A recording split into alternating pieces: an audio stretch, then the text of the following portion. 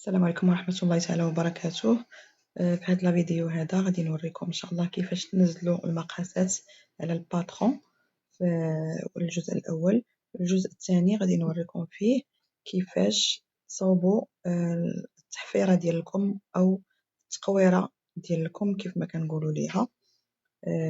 غادي نوضح لكم كل شيء يعني مزيان. نخليكم ان شاء الله مع الفيديو. السلام عليكم ورحمة الله تعالى وبركاته. أخواتي الكريمات، شي أخوات سولوا على هاد الصورة اللي رسلت لكم في الجروب، سولوا عليها كيفاش ينزلوا القياسات. واحد الأخت سولت على كيفاش دير دورة الإبط. بالنسبة للقياسات، كيف قلت لكم في الشرح في الفيديو اللي على اليوتيوب، كنديروا أول حاجة خط الرقبة، كنهبطوا بطول الصدر وكنديروا خط الصدر، وكنهبطوا بطول الامام وكنديروا خط الامام، وكنهبطوا من خط الحزام الحوض كنهبطوا بطول الحوض او ارتفاع الحوض. عندنا بالنسبه للقياسات اللي عندنا، راه درت لكم القاعده في الفيديو. عندنا من هنا لهنا كناخذوا 22 سنتيم، كنجيو لهنايا كنهبطوا بواحد 3 سنتيم، هي منزله لكم هنا 3 سنتيم.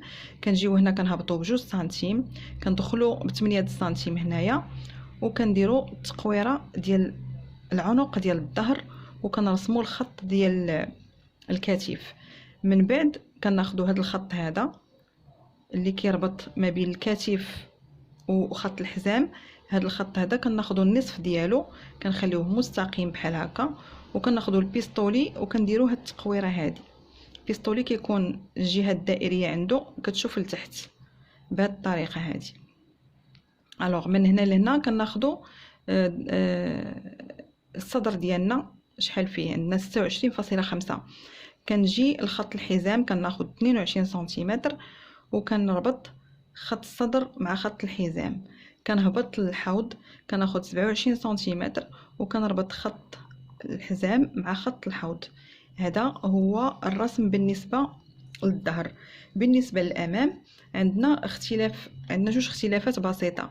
كناخذوا هذا الخط هذا ديال دورات الابط، كندخلوا بواحد سنتيمتر.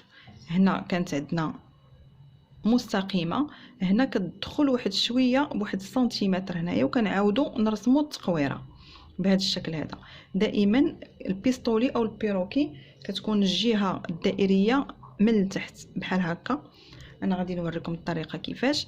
وهنايا هنا كنجي كناخذ من هاد البلاصه هذه كنهبط ب10 سنتيمتر، وكنحدد واحد الخط ديال سنتيم واحد من هنا وسنتيم واحد من هنا، وكنحاول نربطهم بالبيروكي اولا البيستولي على حسب لاطاي. الا كانت لاطاي كبيره كنربط بالبيروكي، كانت لاطاي صغيره كنربط بالبيستولي. بالنسبه اللي سولت على الطريقه كناخذوا البيستولي بهذا الشكل هذا، كنديروه بحال هكذا بهذه الطريقه هذه. بالنسبه لي هنا الرسم صغير ما غاديش يبان لكم، ولكن في الرسم الكبير كناخذوا التقويره بهذا الشكل هذا، وبالنسبه للجهه الاخرى كناخذوها بهذا الشكل بحال هكذا.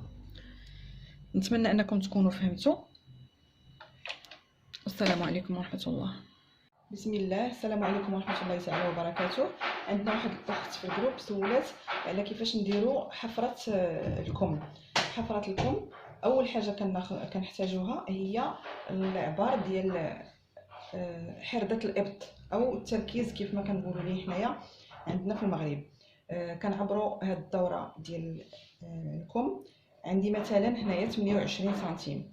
كنجي باش نرسم الباترون ديالي خاصني هاد 28 سنتيم نعقل عليها وغادي نخدم بها، غنقص منها 2 سنتيم باش تبقى عندي 26 سنتيم. ها هي هنايا مكتوبه لكم.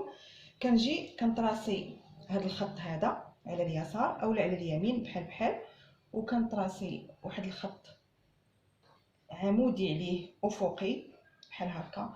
كنزل ب 12 سنتيم هنايا، هاد البلاصه هذه تمسحات ليا الواحد هنا. كننزل هنا ب 12 سنتيمتر، كنحدد واحد الخط اخر وكننزل بالطول الكلي ديال الكم اللي هو انا حددته في 60 سنتيم. هذا 60 سنتيم هو ستاندار اللي كيلبسو يعني اي واحد يجي قدو بالنسبه للبالغين 60 سنتيم. وكنسطر الخط السفلي ديال الكم. كنجي لهنايا هذا الخط اللي هبط ديال 12 سنتيم هو اللي كناخذ فيه 26 سنتيم ديال دوره حده الابط ناقص 2 سنتيمتر. عندي 28 نقص منها جوج كنحدد نقطه هنا. هاد النقطه كناخذ هنايا واحد الخط مائل بهذا الشكل هذا كنقسمو على 4. يعني هاد البلاصه تساوي هاد البلاصه تساوي هاد البلاصه تساوي يعني هاد الاجزاء ب4 متساويين. كنجي الجزء اللي على اليسار كناخذ هاد النقطه هذه كنطلع 2 سنتيم ونحدد نقطه. وكنجي الجزء اللي على اليمين وكناخذ هاد النقطه هذه وكنهبط ب 1 سنتيمتر سنتيم واحد وكندير نقطه. وكناخذ بيروكي وكنحاول كنخلي من هنا لهنا واحد 2.5 حتى 3 سنتيم تبقى مستقيمه. وكناخذ البيروكي وكندير هذا الشكل هذا باش كنلاقي هاد 3 النقاط هذه وهذه وهذه. من بعد كنقلب البيروكي ديالي في هذا الاتجاه بحال هكا بهذا الشكل وكنلاقي هاد النقاط ب3 هذه وهذه وهذه. هذه هي التحفيره ديال الكم. من بعد كنجي للخط السفلي كناخذ دوره الكم اللي كنكونوا عبرناها دوره الكم كامله يعني هذه كلها كنقسمها على جوج وكناخذ النصف ديالها كنحددو هنا هاد البلاصه وكنسطر واحد الخط من هنا لهنا في النصف ديالو كندخل ب2 سنتيم وكنحدد نقطه وكنخدم هاد البلاصه هذه بالبيستولي.